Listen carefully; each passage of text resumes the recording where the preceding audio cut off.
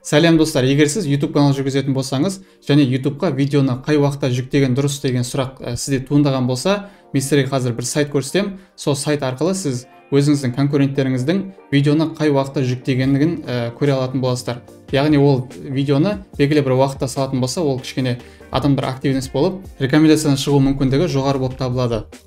Ол үшін кез келген конкурентіңіздің видеосын аласыз. Мысалға осы видеоны алайық. Ол үшін конкуренттің видеосына кіріп, бұл видеоның сілтемесін копировать етіп аламыз. Бұл жерде копировать еткен кезде жоғары жақтағына копировать еткен дұрыс.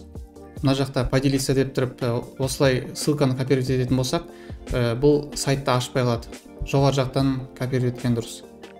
Неге ұзақ болып тұру керек. Сосын сайтқа кіреміз. Және мына жерде Enter YouTube URL деп тұр. Осы жерге видеоның ссылкасын қоятын боламыз. Неге ұзақ болып тұру керек ол сайт. Сол кезде міне Go дегені басамыз. Go деп басқан соң upload time, яғни бұл видео осы уақытта жүктелген деп тұр. Бұл жергілікті уақытпен және датасы да шығады. Convert to local time деген бұл сіздің уақытыңызбен жергілікті қай қалада тұратын болсаңыз, сол қаланың уақытына алып келетін боласыз. Мінекей Convert to local time басамыз. Бұл жерге ағылшын тілімен қалаңыздың атын жазатын боласыз. Неке менке Ақтау деп тұр.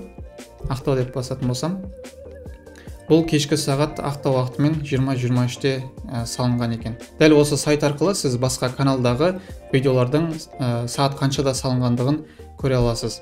Достар, егер осы видео пайдалы болса, лайк басуды ұмытпаңыздар, каналға тіркелуді ұмытпаңыздар, және осы видео пайдалы болып қалады деген достарыңызға жіберсеңіздер болады. Келесі сабақтарда көріскенше.